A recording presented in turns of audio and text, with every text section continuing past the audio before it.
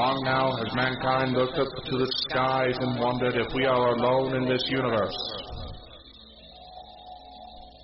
Many miraculous things have been spotted all over the world, reported by our militaries, and sparked great debates amongst ourselves. I am here to tell you that, ladies and gentlemen, people of Earth, brothers and sisters of all races, all countries, that we are not alone. We have never been alone. That some higher power has sought to spread the gift of life throughout the universe and beyond all comprehension. It is in these times we must learn to love one another. We must not share hate, but joy. We must not inhibit, but we must grow. These beings are our friends. They are our family. They want to help us become better, to see the true potential of mankind.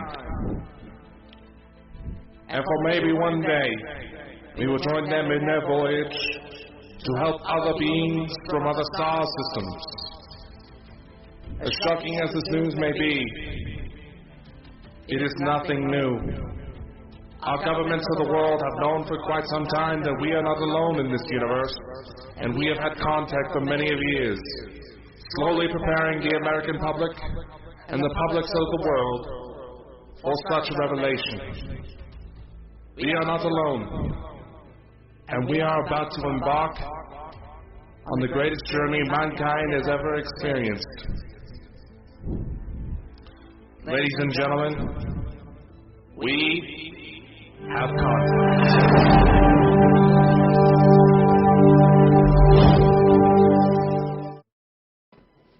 Welcome, ladies and gentlemen, to another episode of Contact. I am Dakota. This is my co-host, Chris, and today we have, with all the questioning that we started before this show, we forgot to do the one thing we were going to ask. And Dave, how do we pronounce your last name? Hodrien. Hodrien. Yeah, right. I'm often called Hodrien by a lot of people, but or just Hod for short. Yeah. All right. With the Birmingham UFO Group out of the UK, he has been telling us some very interesting information about some of the cases he's worked on. So, well, to get it started off, Dave, how did you get started in this field? Well, yes, I mean, I've had an interest in the subject of the, I suppose, wider areas of the whole paranormal and mysteries of the world since quite an early age. I just remember reading books, staying up late with a torch, reading on, creeping myself out. But I suppose in early teens, I started to get into the UFO subject in a bit more depth, started to look into it, and just realised just the amount of cases that were on record. And it just seemed fascinating to me. I thought these can't all be hoaxes. They can't all be misidentifications. There's got to be something concrete to the subject. And then when I was about 16, started going to conferences. I live in Solihull, just south of Birmingham. And the late and great Graham Birdsall UFO magazine, probably the best UFO publication at the time, they started doing their yearly conferences in Solihull, which is absolutely brilliant. Yep. I wasn't driving at the time, but I could just get a bus in and go to that. So that was the first time I started going to conferences. And it was really great just seeing researchers just talk about cases they were looking into, or sometimes you'd have experiencers up there talking firsthand about things. Absolutely fascinating. And that kind of strengthened my views in the subject. But what got me into active investigation, I suppose, was the creation of Birmingham UFO Group itself. And the group came into being in late 2007. And I wasn't the original chairman of the group. It was another couple of gents named Craig and Mark. They lived in Quinton, just an area of central Birmingham. And I remember coming across it online and thinking, this is fantastic. There's a group within range. I can go meet up, meet with other like-minded people, have a good chinwag about the subject. So I started going down to that. Me and my brother were two of the first kind of members to sign up to the group. And it soon became apparent to the chairman my knowledge of the subject and passion for it. And they reached out to me to ask whether I'd be the official investigator for the group. It actually started as as a case. There was a few young lads who'd come down to the group meetings, which just started in the corner of this pub. It was just a quick get-together. We'd just sit there, have a chat. Later on, it kind of moved to a function room and started getting speakers and things. But, they were there talking about a recent sighting that had happened to them in Kings Winford, which is North Birmingham. And 4 of them had been out there and seen this fascinating close encounter with this octagonal-shaped UFO. And I thought it'd be amazing to kind of go out to the location where they'd had their sighting and see the location firsthand with them. So we arranged that, and then the chairman of the group came to me and said, look, do you want to do a proper report on this? Do you want to write it up for BUFOG? And I was like, yeah, I'll do that. So that became my first case investigation, essentially. Yeah. And it was quite a good one, straight in at the deep end. It was a good multiple witness sighting. And in speaking with the witnesses individually, one at a time, and getting them all to draw from them what they'd seen, without any prior warning that I was going to do this, it was obvious that they'd seen and describing the same thing. And quite unusual. I mean, it was a disc, but it was octagonal shaped, which is interesting. Wow. With a number of white and red lights in the base of it. And it was quite an extensive sighting. It had gone over the woodland, over Kings Winford, and then carried away off into the distance. And they'd observed it for up to half an hour, where it continued at a distance. Yeah. That's absolutely amazing. That is. I mean, can you tell us a little bit about some of the other cases you're working on now? Some of the newer cases? Sure, yeah, absolutely, yeah. Well, I was just, sorry, I was giving you a bit of background, wasn't I? Yeah. So in, a couple of years later, so I was the investigator for the group for a couple of years, and then in 2009, they handed over chairman responsibilities for me, at which point I continued to run Birmingham UFO Group while continuing to be its lead investigator. And there's another couple of gents have also taken on as other investigators for the group over time, and they've picked up a few of the cases as well. But I suppose the majority of the cases that come my way, I still write up. Yeah. I tend to delve into the cases in quite an in-depth way. I think it's important to leave no stone unturned and get the full facts about what's taken place.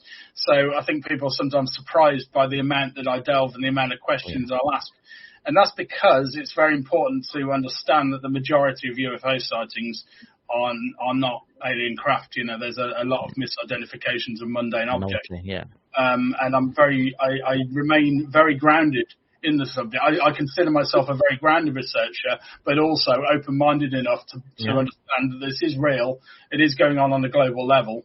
My views are absolutely that we've got ongoing interaction between numerous different types or species, if you will, of advanced beings that are interacting with us regularly.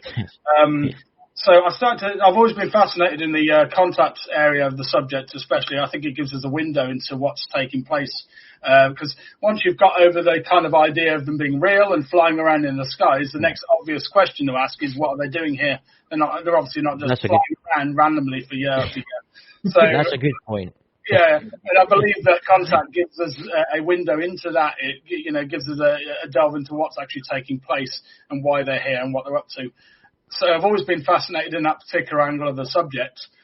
The cases just started to naturally come my way. It wasn't long before my first contact case that I investigated was one from Bletchley on the outskirts of Milton Keynes. And we actually thought at the time that we actually had a landing spot. It had started with a number of strange lights that had been seen down over this farmer's field in the outskirts of where the gentleman lived while he was out walking his dog. And essentially, you could see his light swooping backwards and forwards across the field, and then afterwards he went back out to the location. He had some missing time as well on the evening, which was very, very confusing to him. Very, very upsetting in actual fact. It was interesting seeing that sort of firsthand for the first time and seeing how that was kind of deeply affecting him. Because to him and one of his sons, about 15 minutes had gone by, his partner, other sons who'd been at home had watched a film and they knew they'd been gone for 90 minutes, and he was trying to quantify that, and it was, it was fascinating just seeing that come out, the kind of emotion that was coming out from, disbelieving that amount of time had passed. And I was trying to explain to him, this is a part of the UFO subject and some of his memories may be missing. And it was kind of very hard for him to kind of accept that at first. But when he went back out to the location, I think the sort of following morning, came across this area in the field, and it was this kind of roundish looking area, and frost had formed on the ground. It was winter months. And there was this obvious area where it just looked different. It just like the frost hadn't died out so much. That's, Kind of strange rounded area. And this is where we'd seen the lights over here. So we were like, was this some kind of landing site? And I went out and I checked it out, and we took sort of samples away and everything, got those checked out in the lab, and they didn't come back with anything out of the ordinary. There was no kind of odd radiation or anything. We eventually found out what that was in investigating it and starting to delve into that. I was asking around various farmers who own the fields in the areas, and we found out one of the farmers that he'd done some water logging in the field, which is essentially where they're checking to see see how much water the field will take before it starts to flood. So they purposely flooded this one spot, so the ground was wetter, so it froze, and that created this, and that was rather upsetting to the witness, because he thought that because we'd explained that aspect of his case, that meant that there was a problem with the case. I had to say absolutely not. We've explained that, but you still got the lights themselves that were performing very, very odd manoeuvres that didn't fit with people with torches or anything like that. He had abduction memories that came back later on as flashbacks to him. I actually worked with a regression I still do. I work with a regression hypnotherapist here in Solihull. At the time, I was working with another chap from London, and we actually drove him down to London to be hypnotised. And some further details came out in which he saw him and his son lying down on these flattened benches in this orange glowing area. There were a number of humanoid-like figures around them, and this kind of led back to the trauma that he was experiencing. Subconsciously, it was kind of because his son was there, and he was protective towards what was going on with his son, and he couldn't understand why all these emotions were coming out. And it was a kind of, I know that some people dismiss hypnotic regression, and obviously it has been scientifically proven absolutely that you can implant false memories with hypnotic regression. Yes, you can. Yes. That's not the point. The point is that the regression hypnotherapist does not do that. All they're doing is asking what happened next, and they're taking the details. The details are coming from them. I've sat in now on about 15, 20 or so regressions over the years, and they haven't always worked. Sometimes nothing comes out. Sometimes there's a few odd little snippets that come out. Other times we've had absolutely brilliant results off it, where they'll fill in blanks of memories that were largely conscious, and they're just filling in the gaps, or sometimes breaking past screen memories, which you've probably had people talk of before. It's a particular aspect of the subject which fascinates me. For any of your listeners, what we mean by that is essentially where the beings change their appearance of either themselves or the interior, or sometimes the exterior of the craft, and make it look like something completely different, because they're doing that telepathically. There's various reasons for why they might be doing that. My own personal thoughts. Is it to calm the individual down? It's kind of like they go memory fishing and choose something that's more familiar to the individual. I've dealt with some cases where it hasn't even been a live figure, where it's been a cartoon, like something they used to watch as a child and things like that. It's absolutely fascinating. It's my God, man, you have got so much. You have got so much noise. I'm sitting here just absorbing all this. I'm just of my own experiences. I was like, okay, how much did I actually see, or how much were they just screwing with me? Yeah. That's the problem. That's a lot of the researchers in the contact field. They'll avoid the abduction phenomenon, and that's because there's all sorts of very, very hard to explain elements to it. There's all sorts of oddness that happens with it. You've got time distortion. You've got people acting in unusual ways, acting overly complacent and familiar to the experience. There's all sorts of oddities with it, and one of those is, of course, screen memories. And the problem is that we're no longer talking about just people seeing just the beings as they are, or just the interior of the craft. I've dealt with cases where the individual remembered being in a hospital bed surrounded by human doctors. The only oddity was they know that they'd never gone in for any operation, and their family confirmed, you've never had any operations, you've never been to hospital. But that memory was from something else. See, I've always got one of my abductions. I've always had this memory of being in this weird room, and the aliens were standing above me, but there was humans there too. Yes. And that's all. It always plays back, so it makes you wonder: did they maybe implant that to make me feel at ease? Yeah, the way I see those cases, often called my labs, of course, because they involve people in military uniform. I don't know whether were you or not, but and a lot of people believe that may lead to the idea that the military are kind of working behind the scenes to some regards with some of these things, and maybe that's the case, and maybe not. No, but it is interesting if you're seeing some of the beings as alien and other ones as human, because if they're putting on a screen memory, why would they only put a screen memory onto some of them and not others? Yeah, but it's very. You have to remember not to humanize the subject. A lot of people kind of tend to think, well, we wouldn't act like that, so therefore that's illogical. Well, we're not talking about humans. They've got their own agendas and they've got their own ways of acting. They're a different species entirely, so. The rules are out the window largely with it. Well, that's actually a good point you brought up. What do you actually think they're here for? What do you think they're here for? Well, I believe that what's going on with the contact subject is an ongoing program. I think it's been going on a long time. There's no signs of it coming to any close. There's a number of elements come out again and again with it. Obviously, very, very interested in our genetics, and will sometimes follow family bloodlines over numerous generations. Usually you can trace it up one side of the family tree, so you can actually see, that they're following a particular genealogy. Then you've got the hybrid program as part of that. I've dealt with lots of cases involving more female than male ratio in terms of the numbers of people, at least from the cases I've dealt with. But I have dealt with males who've been involved in the hybrid program as well, where they appear to be mixing their genes with alien. For nobody, I mean, you may have your own views on why they're doing that. Many people, I have to remain level, in terms of the details that come out in the cases I've investigated, because there's all sorts of theories about why they're doing that. Maybe they're going to populate another planet elsewhere. Some people take a very alarmist view on it and say that they're going to kind of replace the human race and wipe us all out at some point with them. And those different views are all, are all valid at the moment, because, but I think I don't sense much malevolence from the subject. I think it's more kind of a lot of the fear that comes from it, I think, is more kind of misunderstanding because of the way that the beings a lot of the time are very cryptic, won't say much at all, or won't say anything to the person, and they're in an environment that they can't explain. A lot of the time they're paralyzed. Very terrifying experience, when you're not told why it's happening. And I think that a lot of the fear comes from that. Although, I'm not trying to dismiss, if there are people out there listening who've had very negative experiences. I've dealt with contactees who, had long-term depression from this, been on the verge of suicide with it. I've dealt with cases where people have lost their marriages and things because of it. Yeah. It's a very serious side of the subject that you only see as an investigator. And it pains me when, they kind of joke about the subject of contact on TV and that, because I know the true nature of it and the way that it can genuinely affect people on a very deep emotional level. When you go to court, sorry. Sorry. No, there's just a lot I'm taking in. Like I said, I'm still cross-checking a lot of mine. It's like, experience. Yeah. Yes. But we do have a question from the chat that I think that's just a bit to bring up. Do abducted people mention about the blue beam that appears?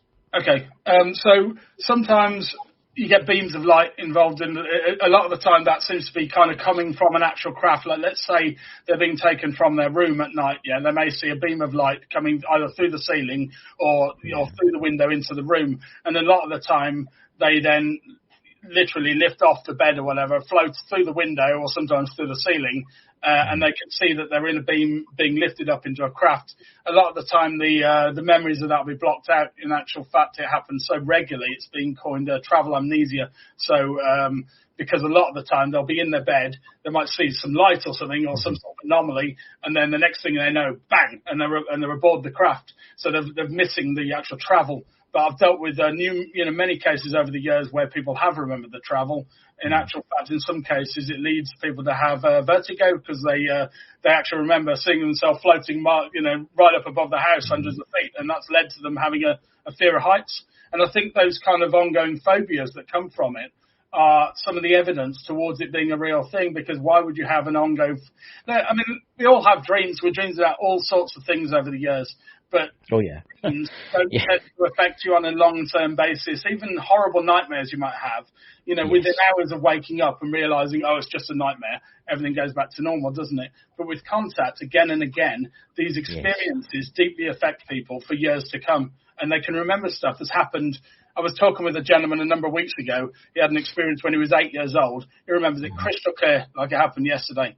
It doesn't strike me that he'd had just a nightmare and it had affected his life so much, and he still remembers it in such crystal clear detail.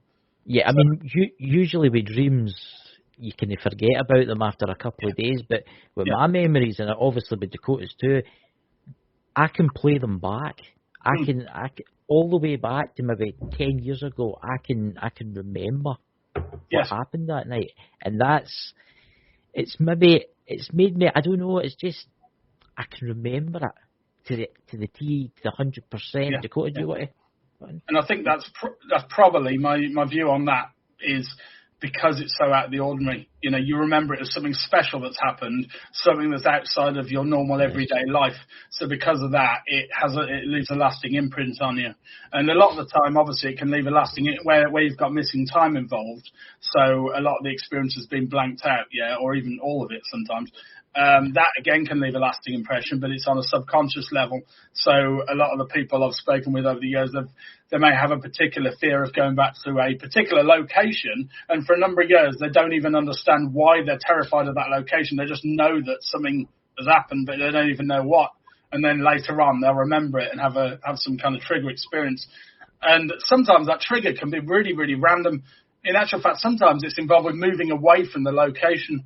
And a great case in point, an absolutely stunning case I dealt with, is actually from here in Birmingham. And this was, I take it right back to about 2011 or 12, I think I investigated this one. And the incident itself happened some point between 1999 and 2003, So you're probably thinking, well, if it's a real case, surely the witness can get a closer, than just 4 years, And there's a very valid reason for that. Now, this involved a flying triangle, one of the more commonly reported craft types, should we say. And it took place in Erdington, which is an area of right up in the centre of Birmingham. So we're talking about proper urbanised residential area. And it happened from the gentleman's own street. It was him and his friend, and they'd gone out late evening, just out walking. On the opposite side of the road to where they lived, I think it was Hope Street, if I remember correctly. On the opposite side, there was an open area of kind of grassland, just kind of which they called the tip. And they essentially saw 3 lights coming in from the distance, 3 red lights in a triangular formation. Right. They saw them at a distance. And they started doing this weird wobbling kind of thing, sort of distortion effect coming off it. And looking at it, thinking, what on earth is that? Comes closer and everything. It's coming their direction, and as it gets nearer, they realise it's not a normal aircraft in any shape or form. It was essentially a flying triangle, very black or very, very, very dark blue. Yes. Red lights no central light, but a red light at each of the 3 corners on the base. The thing comes in silently and comes down and essentially lands in the road in front of them. It's only it doesn't touch ground. It's hovering about a foot off the ground. And one of the 2 witnesses remembered it making this very kind of low humming sound. It was kind of a rhythmic kind of wah, wah, wah sort of sound coming from it. The other one didn't remember that at all. Now, this is really interesting because the one that did remember the sound coming from it, he actually had flashbacks later on and remembered himself being a lot younger in his room. He thinks he was about 10 or something, sitting on his bed and hearing the same sound. It was kind of like a subconscious memory to something that had happened earlier in his life. He'd heard the sound. Anyway, this thing's, it's within a stone's throw of them, and they're just standing there. The dog's down by the side.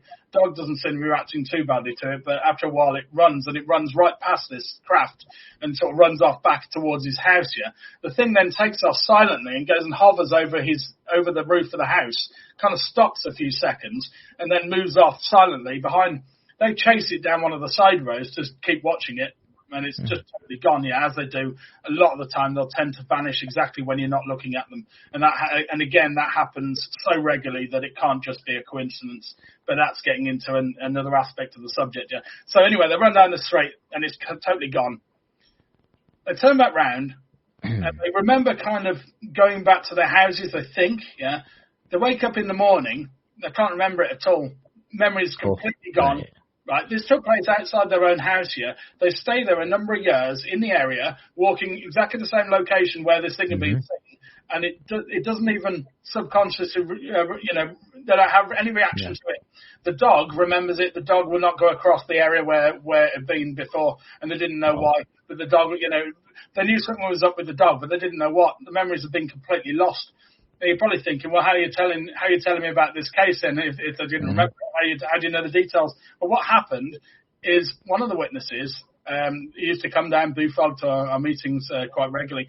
He moved away from the area, moved address, and soon after he moved address, it came back to him, Now, there wasn't any particular trigger, so I can only assume that it was the fact that he was no longer near the area. But it came back to him like any other memory would, like thinking about something. Maybe he'd gone on holiday years ago and you remember it, and all of a sudden he remembers this black triangular thing landing in the road, and he was like, "How did I forget that?" So he rings up his friend and he's like, "Do you remember that triangular thing that we saw come down?" And then that triggers his friend, and his friend can then remember it, and his friend like, "Yeah, how did I forget?"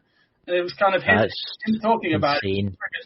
Now, I've dealt with a number of cases where exactly the same thing has happened, and I think that's a valid aspect of the subject. So I think that they are actively blocking the memories out. Now, quite often that involves contact.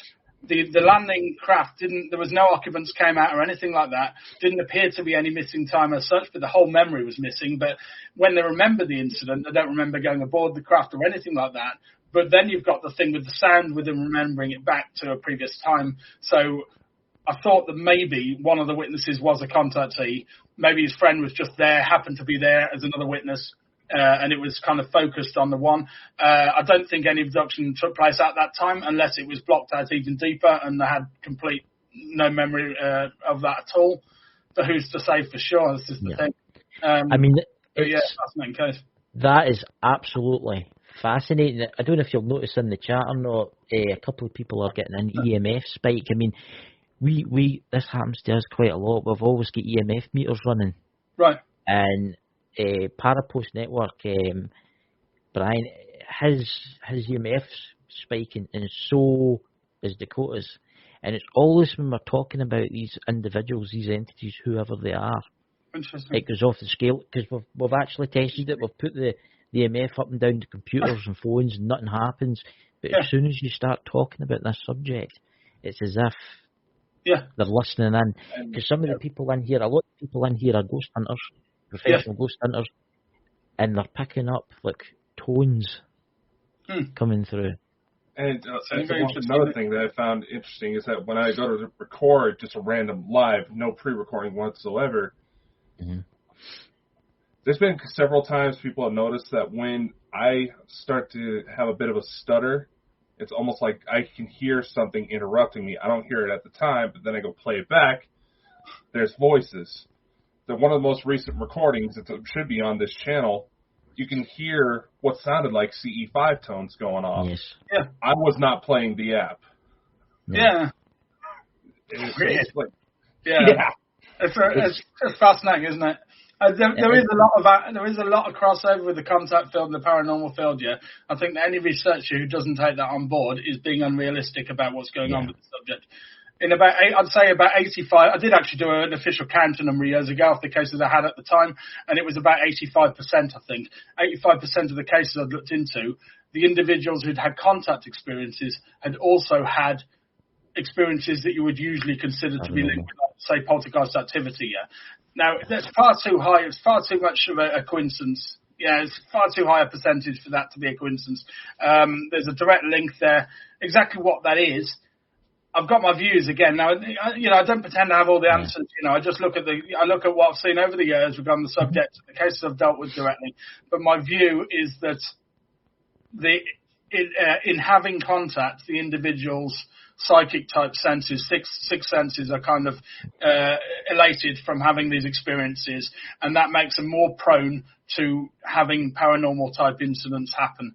Now, it might be the other way around, it might be that the person has these abilities from birth, and maybe that's why the beings are particularly interested in them and they're being taken.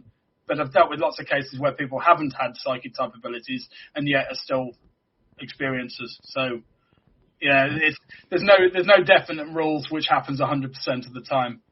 Yeah. The one thing we've been exploring a lot lately is when it comes to people who have frequent experiences, one of the theories that's out there is that if you happen to have O-negative blood, chances are you'll be abducted more, as well as have more spiritual and psychic inclinations. Yes. Have you yourself seen anything about that? No, well, I mean, the thing is, I've heard this before, the blood group thing, yeah, but I've spoken with lots of tattoos who haven't got that blood group, so it's not as much of a pattern. I usually ask people what their blood type is. Sometimes they don't, sometimes they know, sometimes they don't even know. I don't remember what mine is, to be fair, thinking about it. A lot of it's one of those things, isn't it? You forget it, or you just forget all about it. Kind of like your national insurance number, some people will remember it off by heart, other people will be like, what was that? So, yeah, I don't know. Again, there's no definite clear links. All you can see is the similarities in cases of things that happen again and again and again. Yes. Take, for example, the environmental aspect of the subject, the environmental warnings that people get. Again, happens too commonly for it not to be a factor. But does it always happen? Absolutely not. Yeah. But in many cases, the beings will show people things either, and it's not even like the same way. So it's not always a telepathic, direct kind of vision inside their brain. Sometimes it is. Sometimes it's shown to them on a physical screen. At least that's how they're remembering it. But then you've got the screen memories thing, so maybe it is in their head, but they think they're looking at a physical screen. It's very complex. But either way, they're shown kind of images of bombs exploding, forest fires, this sort of thing. Seems to imply that the beings are kind of caring about our planet and destruction of our planet, or destruction of the human race, or a bit of both. Yeah. But the thing is that for their benefit, or is it for ours? This is the problem. There's what are your thoughts on that, Chris? I was just what they want, the human race. I mean, I think I know what they want. I think there's a lot of hybrids on Earth. I will say this. I think there's a lot of people that's been genetically modified and changed by them. Yes. I think they're maybe trying to change the human race, and I don't know why. Yes. I think they've got a plan for us, but what is that plan? I mean, it could be anything. They want to come eventually make us slaves. I mean, if you believe the old tales of what humans were, they were basically slaves to the alien races that came before, and that makes me wonder why the only folk. I mean, there's actually a question in the chat, Drew's Paranormal Vlog. Is there anything you see in common with the abductees? Would you say there's anything? Let's say they've got the same of, see what I'm trying to say? God. Yeah, well, not with all of them. Again, there's never any definite thing that happens 100% of the time. Yeah, but a lot of contactees experiences, whatever you want to call them, abductees, whatever. By that I mean lots of different terms for the same thing. Yeah. A lot of them get more kind of aware of the environment. A lot of them might become sort of vegetarian or care more for the planet and this sort of thing. And that seems to be kind of a side effect of things.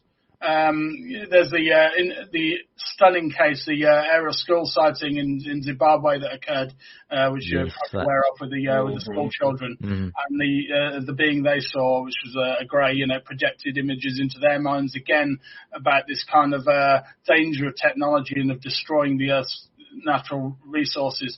Very, very interesting, and they're projecting that at a bunch of kids, and you have to wonder why those particular children. What's interesting is you think, well, if they understand the way that the human race works, which they probably do, because they seem to be quite advanced and intelligent. So why are they not going to the heads of our governments, people that can actually make genuine changes? It seems to be that they reaching out to these random people with random backgrounds. To what end? It's hard to say. Many experiences kind of believe that we're being kind of led to something that's coming in the future at some point, but at what point it's very hard to quantify. Some people have tried setting particular kind of dates, but they've come and gone, as you know, like the good old May and 2012. I mean, I do believe they're pushing us in a certain direction. Yeah. For some reason, and a lot of people say, "Oh, something's coming, disclosure's coming." What is your thoughts on disclosure? Do you think we'll actually ever get the truth from the governments? I think I think I want to hope that we get full disclosure. Yeah, I think that it's a very, very big can of worms. A very big can of worms. This is the problem. Yeah.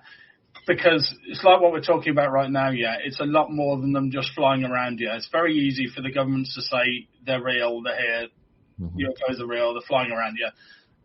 What are they doing? Oh, they're taking people from their own homes. They're taking people while they're out driving or when they're out walking in the country or whatever. Are they asking them permission? No, they're not. No, they're just doing this whenever they feel like it. Can you actually stop them doing this? No, we can't do anything about it. And by the way, they can also control our nuclear warheads and switch them on and off at will. And also very likely to be at least certain groups mutilating animals and sometimes humans around the planet. There's all sorts of dark elements to the subject that that they wouldn't want to reveal to the public, because even though we say that we could cope with it, a lot of people genuinely couldn't cope with it. I think there'd be hysteria if it to come out, because you think about it, the government's obviously covered this up for a long time, right? Yes. If they had to come out and say, aliens exist, right? It makes you wonder, what else has the government been covering up? Absolutely. What else? Yeah. And then the people are going to look at the government and say, you've been lying to us, basically, and it's going to get them into all sorts of trouble. Mm-hmm. Now, they've already gone back on that a bit in the States, obviously, over what's happened since 2017. It's very, very interesting for them to acknowledge and they have in the UAP report that came out last year, which incidentally made very little news in the UK, sadly, didn't it? It was in a few newspapers. A lot of people I speak with about it, they weren't even aware, it kind of passed them by. I'm like, this is big news in the UFO world. This is very big news. Have they said that they're alien? Absolutely not. Have they admitted that there are vehicles flying around massively manoeuvring ahead of American military? Yes, they have. They've said that in actual wording. Calling them vehicles, not calling them misidentified balloons or anything. There are objects flying around. They've got the foreign tech angle in there, haven't they? That's their kind of get out clause. Oh, it's not ours, but it could be Chinese or it could be Russian. What's the likelihood? Yeah, right. These things are seen all over the world. Yeah, all governments and all military around the world are looking into these things. There are cases from China and from Russia. It's going on across there, just the same as it is in the States and the UK and everywhere else. I can't believe that they have created technology that far advanced. Yes. Completely secret, with no leaks at all, incidentally. Nobody's come out and sort of said, yes, I work for this project, and here's the details, here's the files. None of that's come out. And that's because it's not from any particular country. It's from outside. Now, they can't say it, or they could say it, but they're not saying it at the moment. But they're certainly massively hinting it.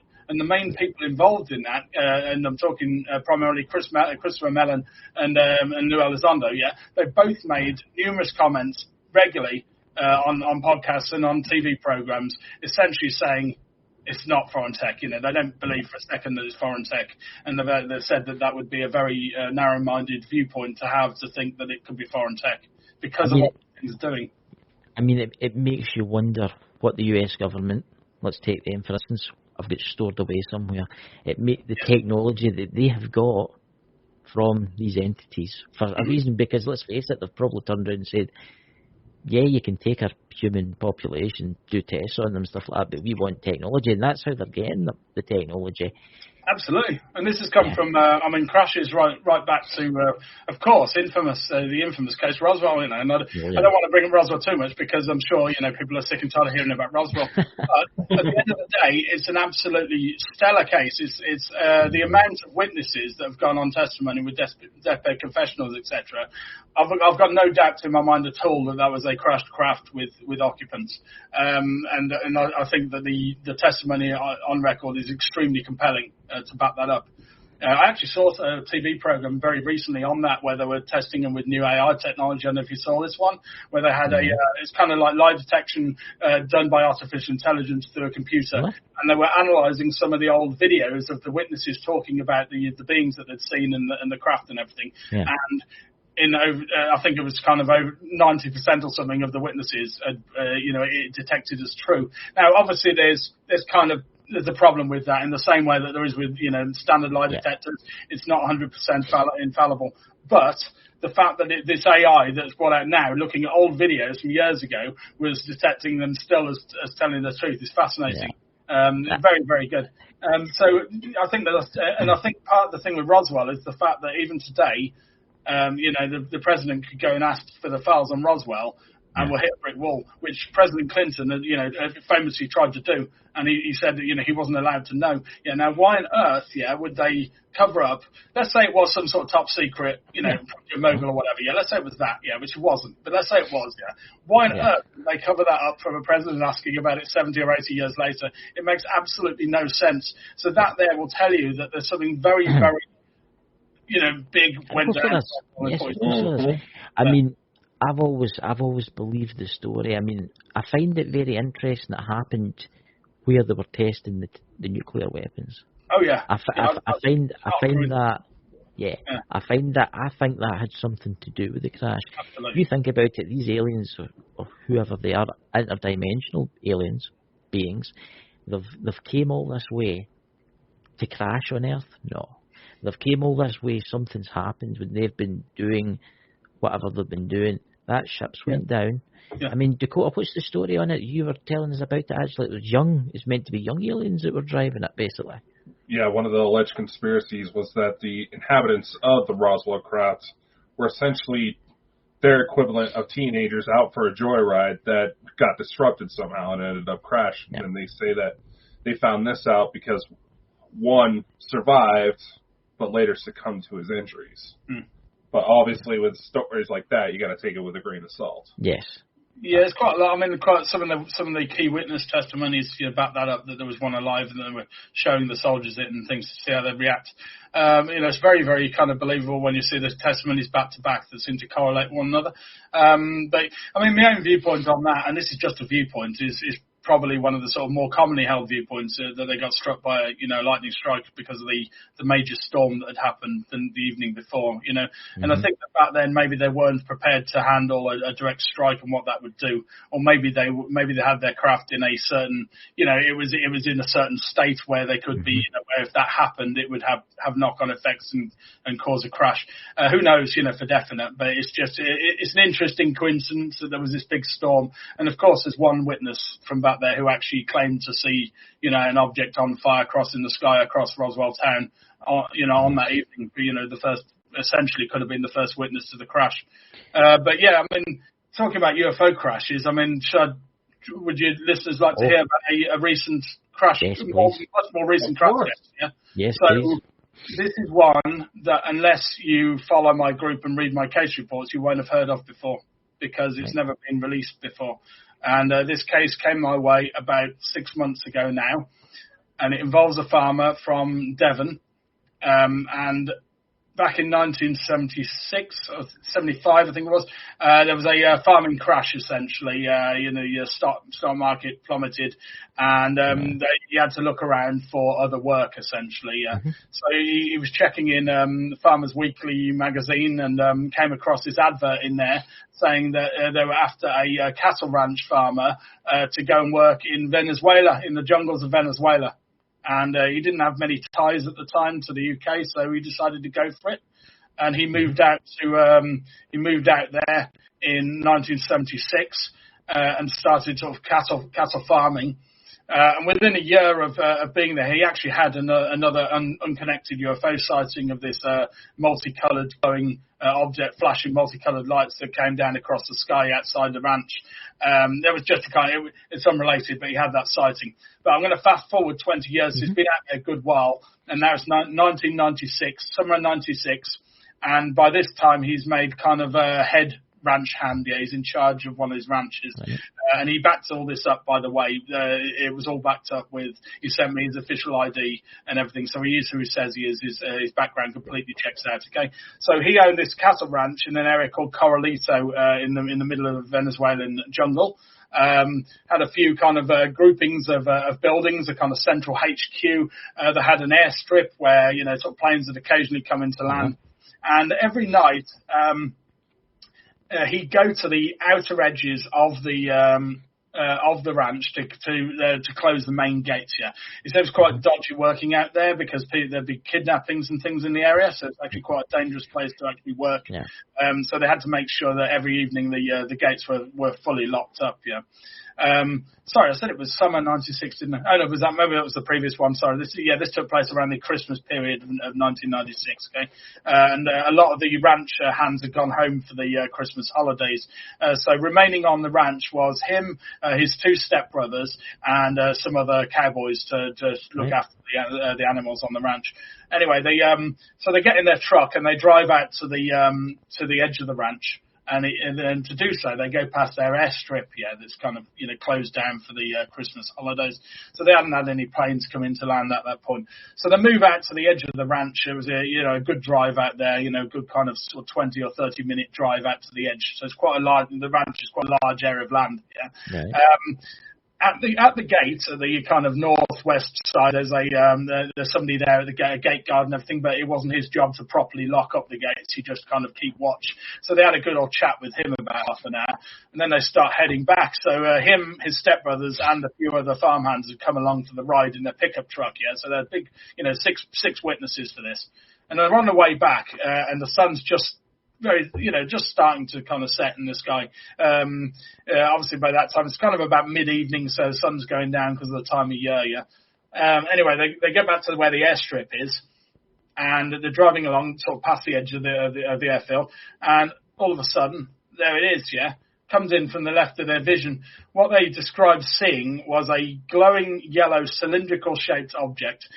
He thinks it had white portholes along it. You could see one clearly. He thinks there might have been others, but covered by the glow of this thing, No wings, no tail.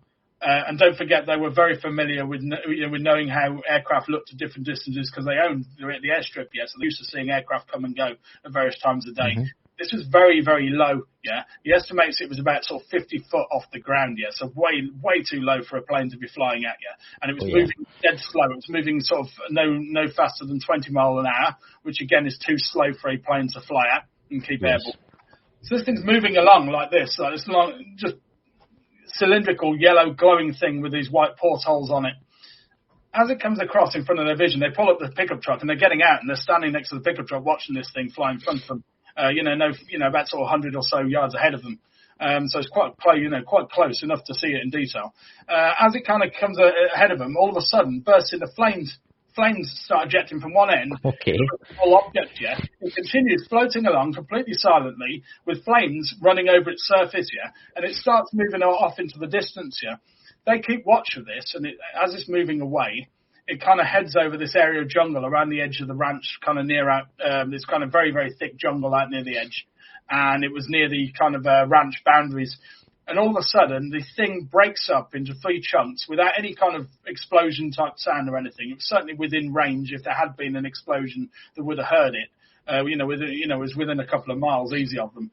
It broke up into 3 chunks, and the 3 chunks kind of on fire still, kind of rained down into the trees below. Now, unfortunately, very, very thick jungle out there. So say, what would you do? You'd go straight out there, wouldn't you, and try and find the bits around you. But he said that because of the overgrowth at the time, it was just really, really thick vine growth and everything. We're talking about dense jungle trees here. And they weren't actually able to get out to the location. There were no roads leading into it. It's a kind of different world out there. So they knew that these bits had come down, but they couldn't go out to, they couldn't drive out to where they thought that the bits had ended up.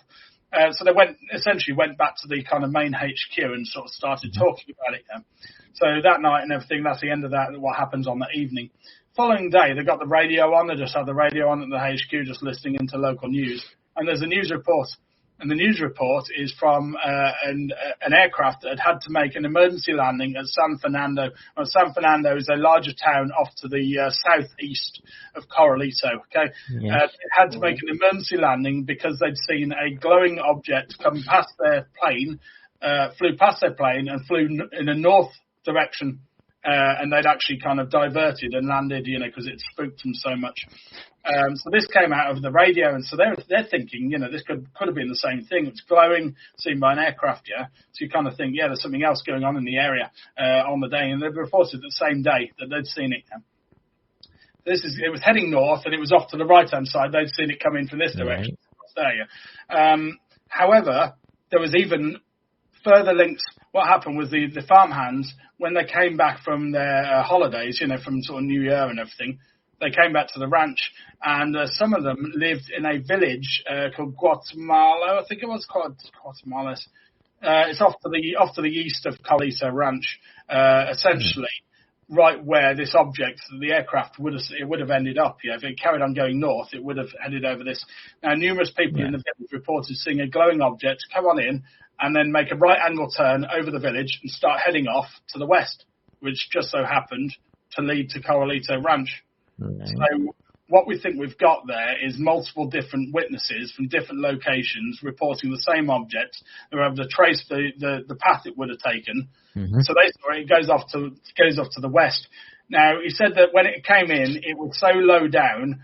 There was off to the east of Carlito. There's a number of hills, and he said essentially this thing would have had to have manoeuvred between them. Otherwise, it would have just crashed into one of the hills. So if it had been going a straight line, so they didn't see it manoeuvre, but he assumed that at that height, it had either descended to that height before they saw it, or it had done this between them. Now, I looked into this case, and obviously you've got to look into mundane explanations. I always do, I'm always trying to kind of quantify it as a mundane thing, I don't believe for a second that it was an aircraft that was reflecting the early evening sunlight. Absolutely not. First of all, even if there was some kind of reflection, at that distance, you'd still be able to make out the wings and the tail. Not forgetting, of course, he's the ranch hand who owns the airstrip and is used to seeing aircraft at all times of day and all sizes come on in. And it was flying too slow. There was far too much that didn't fit with it being an aircraft. So then you look at it being a blimp. Well, blimps don't tend to have kind of glowing portholes along them. And let's say the blimp had caught fire, right? Let's say a blimp catches fire, like a big Zeppelin type blimp. They just busting it. Yeah, and when it goes very loud. They would have heard the explosion of that. This thing broke up silently. So logically, it doesn't seem to fit with the blimp. Could it have been a meteorite? Well, a number of years ago, obviously, we had the meteorite that came in over Russia, and some very, very fascinating, amazing video footage of that event. But if you look at the videos, it takes about 2 or 3 seconds to cross the entire sky, and more importantly, it's got a huge trail behind it. That's right. This thing had no trail behind it, and also meteorites tend to be on fire from the start of the sighting, not on fire and then suddenly burst into flames. So. And it was moving too slow again. So there's far too many things that don't fit with any of those mundane explanations. Looking into it and looking into all the evidence for it, I have to entertain the notion that it's a genuine crash of a UFO that occurred in Venezuela. So so in theory, the wreckage for that could still be lying in the forest. Yeah. So what happened was, about a couple of months later, he said that the foliage of the area and everything had dried out and everything. It was very waterlogged at the time, but it had dried out kind of in sort of March sort of time. He headed out there to the jungle to try and track down but he couldn't find anything. But he said essentially there was so much kind of vine growth. He said that the pieces could have been covered in vegetation and, may still be lying out there to this day. But in order to actually find them, you'd have to go and, scoot around miles and miles of deep jungle. But we've got the approximate location for where, if there was anything that survived, could potentially be lost there in the trees right now. I mean, could you maybe try and use like satellite? But I know it's overgrown, but maybe there'd be some type of shape. Because a lot of lost cities have been found in jungle using satellites. Well, the main problem with that is obviously the trees. So we've got dense jungle trees covering the area, like palm trees. So it would have been dense foliage. So from the air, it just essentially just looks like a very deep forest. You can't really see much. You can't really see the ground. There's some areas that are clearer, like where they first saw it over the airstrip is kind of grassland around the airfield. So it was clear there, but where the bits came down was very dense undergrowth. So it does make you wonder whether the pieces are still out there right now, lost in the trees. It makes you wonder if the government will be watching this, they're sending out a Chinook as we speak. They're out there right now. I mean, that's the only time I've done this for 14 years now, and that's the first time that I've had what I believe is a genuine UFO crash. I've had some landing cases come my way. Some very fascinating, like we talked about earlier on, the Erdington case. But that's the only case involving what I believe is a genuine UFO crash. And I think if you look into the witness testimony, by the way, there's detailed testimony from the witness inside the case report that's on the BUFOG website. all the cases we're talking about, I write up as very detailed case reports. Yes. You can find out all them and read more background detail on it. But his testimony absolutely checks out, and the very, very compelling, the details he went into and everything. I haven't been able to talk to. He did try to get in touch with one of his stepbrothers. One of them's passed away, sadly. The other one's still alive, but he didn't really want to talk. A lot of the time, people kind of, because of the subject, they're worried about the stigma and the ridicule, and they don't want to go anywhere near it. But can you imagine finding wreckage from a ship? Yeah. I mean, that would be amazing. That would change everything. Yeah. It would be the first, but then would you be allowed to, if you found it, would you be allowed to? That, but, they have been looking into, some pieces of metal, obviously, that have been collected and sometimes they have had very interesting isotopic ratios that tend to suggest that they weren't made on this planet. Now, they haven't been they haven't been metals that don't exist on this planet, and that would be wild, wouldn't it? But the composition of the metal, they've said is not been manufactured on Earth, apparently. But the thing is, you've got these things that take place and everything, and you've got evidence that goes out there. But how many people, properly listen to that and take it on board? Most of the scientific community are still kind of stuck with trying to shy away from the subject as much as possible, and that's because of numerous reasons. It's not because they're not interested. Science is governed by funding, so unless somebody's funding them to look into this thing. And then there's a lot of reputation and making sure your name isn't ridiculed. And we all know what happened with John Mack before looking into the abduction phenomena. There's been numerous scientists over the years that have looked into the subject, and it's gone negatively for them. From other scientists in the community have kind of pushed them away and sort of said they're no longer kind of valid. So I think many, many scientists are kind of wary of that, and that's unfortunate because it kind of dampens the subject and stops some of the kind of more hard evidence from coming out, unfortunately. It's the same. It's the same in the paranormal community with ghost hunting. They're afraid to do it in case they get ridiculed for. Yeah. Dakota, would you like to ask some questions, because we've not got long left before the show ends? Actually, I do have one question. This was actually a very recent event that took place that may have actually been instigated because of this show. We had a gentleman by the name of Craig Capelbasso on. He wrote the Extraterrestrial Species Almanac. Yes. Towards the end of the show, we did a CE5 spirit box session. We used a phone app called the Necrophonic, which, in my experience, I've had messages come across that thing saying, behind you, and all of a sudden there's bright lights coming out of the sky, flying towards me. So just kind of, there's plenty of video of this online. But we did this, and we had a lot of responses. A lot of people that are in the chat right now can verify there was a lot of activity that happened. Yeah. But later that night, I initially went outside just to take out the garbage and not do anything special. I look up in the sky, and there's lightning popping off. Yeah. Now, I live in a very rural area. There's not a lot of sporting events or anything big like that could have caused that. No fireworks were going off. Yes, we do have an airport nearby, but you can clearly tell if it's the spotlight going around, and if the clouds are thick enough, you can see it spinning. I looked at all the detail. There was no sound coming from it.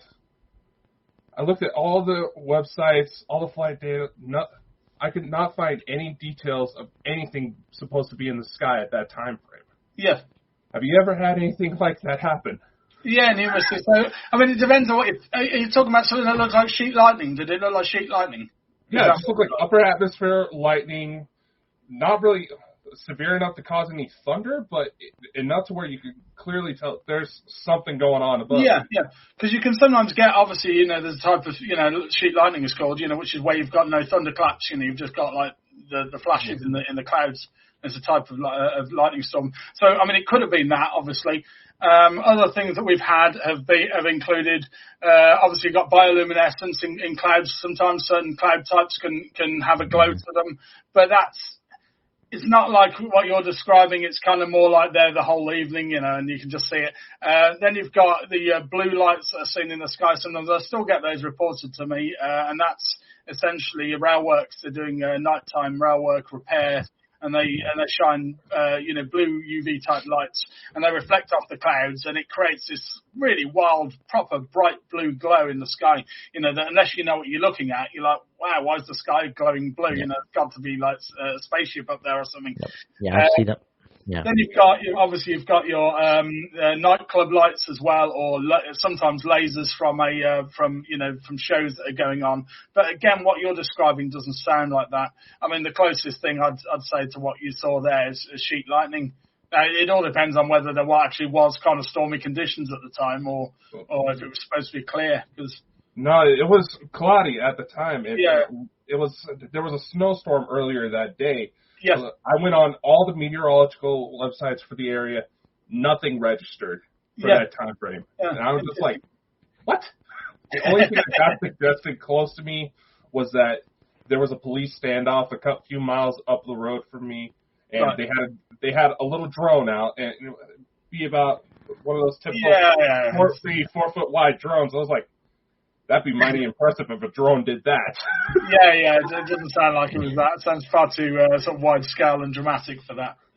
So, it is entirely possible that these objects, may affect clouds and create kind of electrical discharge off them. I mean, there's been numerous cases over the years where people have seen them at close proximity and have felt kind of static type effects coming off them. Or kind of smelt electricity in the air, kind of like the smell you get before a thunderstorm, this sort of thing. Both of those things tend to imply that they have some sort of electrical field around them, at least some of the time, that may affect them, that might essentially have reacted with the clouds and maybe started up kind of electrical activity in the clouds. So that could have been a link there. And this is just a theory. I'm not saying that it was that. I'm just saying that... I'm not exactly sure what to call it. I asked people, I was like, have you ever had this happen? It's like, I've heard of it, but never seen it. It's like, great, I know where I mean, I've seen... I can't think of any cases where that direct thing has been reported. But then there's a lot of researchers out there all investigating different cases, and if you collected them all together. I mean, obviously I know a lot of people in the community, and I'll reach out and often speak with other researchers just to see if they've had any, especially where there's more unusual aspects, especially with contact. So let's say, for example, the person has reported having a particular kind of piece of machinery or instrument used on them. I'll often check around to see if anybody else. But there's a wide variety of things. But then why wouldn't there be? There is, if you think about the human race and the amount of different types of machinery and the amount of different vehicles that we've got, aerial and on the ground, why would it not be the same for other species? Exactly. I find it so interesting, these alien craft, how they fly. Yeah. I mean, what do you think the propulsion is? I mean, it's like anti-gravity. I mean, it's absolutely like something. Yeah, whatever they're doing, they're able to kind of shut themselves off from the outside environment, which allows them to perform right-angle turns, shoot off at thousands of miles an hour like a bullet, go from air down under the water or back out of the sea, easy as pie. That shows that they're kind of separated by this field around them from the outside environment, which is obviously it would kill a human pilot. If it was just an aircraft just doing that, the G-forces would just obliterate you. So that kind of shows that. Now, exactly how much they understand behind the scenes on this depends on how much back engineering they may or may not have done of the on these craft over the years. I can't imagine. Let's take for example Roswell. Back in 1947. I can't imagine they would have put that craft away in a cardboard box somewhere and not looked at it and not tried to work out. Now, how far they got with that, is open to interpretation, isn't it? Obviously, if you believe Philip Corso, they went quite far with that and started to push it out into technology, and it's quite plausible that they would do that. They would back engineer it, and if they did make new discoveries from it, then they may well push them out into normal industry, and they may well form some of the things that we have today. I can't say that's outside of the realms of possibility, but I think that they would largely use it for military type purposes to gain the upper hand. They would try to weaponize it, and I think that would be why they wouldn't want to share that with other countries, because they wouldn't want other countries to have that same technology. Of course, I bet you $1 billion The governments, the US government have got something stashed away that they've back engineered. They've took the technology from it, and it's probably spying on Russia. It's probably spying on China as we sit here and talk. You know. Yeah. And I think what's happened with the UAP report and the Pentagon's admissions over the last few years is very, very early stages disclosure. It's them acknowledging that there is something to it, and it's not a subject to be laughed at. And I think that alone is a great thing to have that come out, to be kind of finally validated. And lots of people in the community have felt very good about that. Now, obviously, the report itself didn't have anything like the detail in that people were hoping for, and nor did it say we've been visited by aliens. It didn't say that. But the details that it did provide were fascinating. The fact that they claimed that they looked into 144 incidents and could only identify one out of them. Yeah. I mean, this is top-level experts in the Pentagon. You know, we're not talking about just kind of aviation kind of experts from home doing this. We're talking about the Pentagon. So if they can't identify them, they're sort of saying they're not balloons, you know, they're not drones. You know, there's something very, very advanced going on with this.